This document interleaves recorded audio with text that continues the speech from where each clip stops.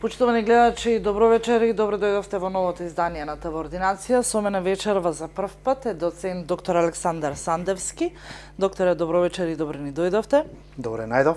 Така, докторот е субспецијалист, пулмолог и алерголог и ни доаѓате секако од поликлиника Филип Втори овде во Струмица. Веќе сте од сега па натаму секако ќе доаѓате во одредени термини.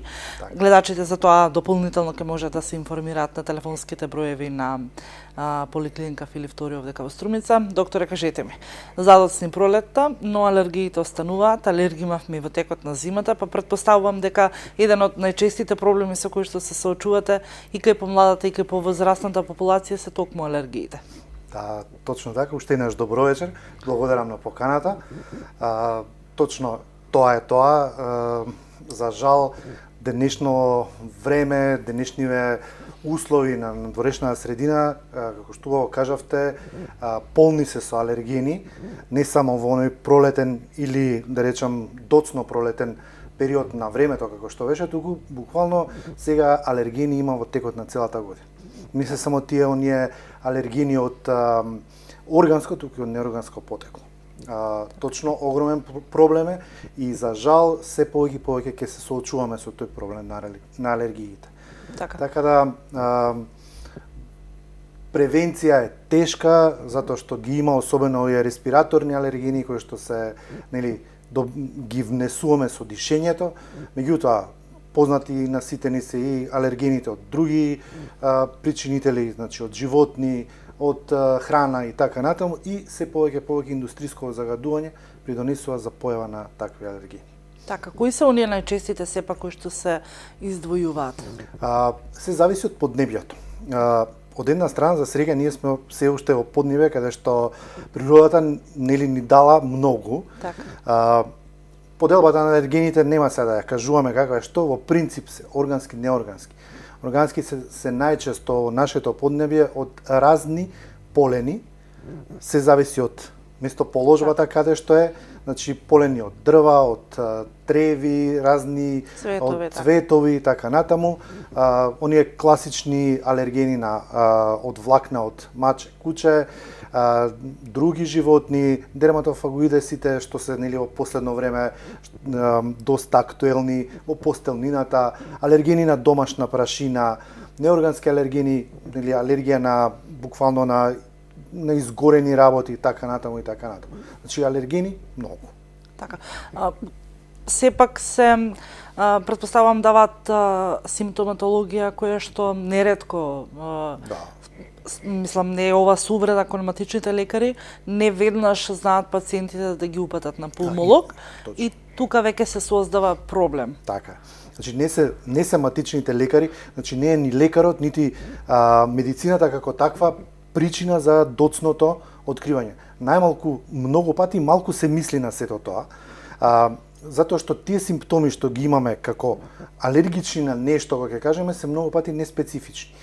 Со други зборови, чешање на очи, чешање кивање, чешање на нос, гребење на грлото, може да бидат и од други работи. Многу луѓе ги поврзуваат со, нели, работата, со конзумирање на цигари, со нечист воздух. Меѓутоа, тие се токму оние симптоми кои што се неспецифични, постојат. Може би треба да се мисли, меѓутоа од друга страна па и да се помисли, потребни се да се направат други некои работи со кои што можеме да ги утврдиме. Да, ова би било иницијално за сите нас да може да помислиме дека некој човек е алергичен на нешто, особено во последно време таа алергија не е само на така наречените горни дишни патишта, туку и на долните дишни патишта. Кај помладите се поврзува многу пати и со астмата, која што исто така се смета дека е алергиска болест, односно причината за појавата на астмата не е од алергиско потекло. Така да потребно се направат сепак објективни мерења, односно објективни испитувања со кои што може да се утврди или да се отврли појава на некое алергиско заболување. Така, алергијата познава ли старосна граница? Доктор? Не. Кога може прв пат да се појави? Може уште во најрано детство, меѓутоа и правилото порано беше така. Нели, алергичен е како мал или како млада индивидуа па понатаму со тек на време нели ја губи, да речеме, се сензибилизира. Меѓутоа, се повеќе во денешно време и кај повозрасната популација се појавува причината за алергија затоа што се создаваат во воздухот, да речам, материи на кои што не сме биле навикнати и се нови алергени, така да во било кој време може некој човек да стане алергичен. Најчесто е во млада и во средна популација. Така. На самиот почеток спомнавте она индустријска гранка која што се почесто се развива на многу чуден начин, морам да признаеме. И луѓето се жалат, особено во зимскиот период, ова еве изминатава зима, вие пулмолозите бевте први на тапет со извештај за луѓето. Се повеќе ќе бидеме. Така, за жал. За жал, да. Нормално е, значи Македонија се повеќе, од една страна е добро што станува индустрија, се развива таа индустрија. Меѓутоа, од друга страна, значи ние мораме сега да се навикнеме на некој начин дека таа индустрија, значи тие отпадни материи во воздухот што се исфрлаат, особено во големите градови, каде што се индустриализирани многу, може да предизвикаат појава на теоретски некој човек да е алергичен на нешто. Не е само алергенот како причина за тоа, туку во тој загаден воздух постојат и многу други частички, бевме нели сведоци на бомбардирање на така наречени PM10, PM5, PM2,5, кои што и текако се штетни за белите дробови, генерално и за здравието, затоа што се таложат во најпериферните делови на белите дробови и може да предизвикаат најразноразни проблеми, почнувајќи од една обична кашлица се до, јас што викам, не дај Боже, некоја почеток на некоја лоша работа, канцер и така натаму, рак на бели дробови. Така да, го спомнавте, да, за жал го спомнавте канцерот. Што вели статистиката, колку алергените може да бидат причинители или пак да бидат оние ризик фактори за појава на карцином? Алергените, да, во принцип не е испитано. Значи, алергенот како таков дали предизвикува рак на белите дробови. Но, баш тие штетни материи, сега што ги спомнав, така наречени PM10, PM5, PM2,5, предизвикуваат активација на клетките, теоретски да станат, не дај Боже, канцерогени. Ракот на белите дробови, како и ракот на другите органи, се уште не е испитан до крај. Ќе треба уште време, медицинава напредува, меѓутоа ќе треба да се испита точно која е етиологијата, која е причината за појавата. Да, си имаме ние вродени гени кои што теоретски може да предизвикаат или активација на тие клетки да станат канцерогени, меѓутоа и текако условите на надворешната средина, она што викаат фенотипот, е многу битен за појавата.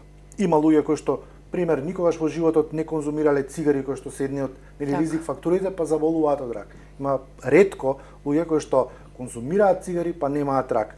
Иако конзумирањето на цигари апсолутно е причина за појава не само на рак на бели дробови, туку и на многу други заболувања, не само на белите дробови, туку и на кардиоваскуларниот систем од целина.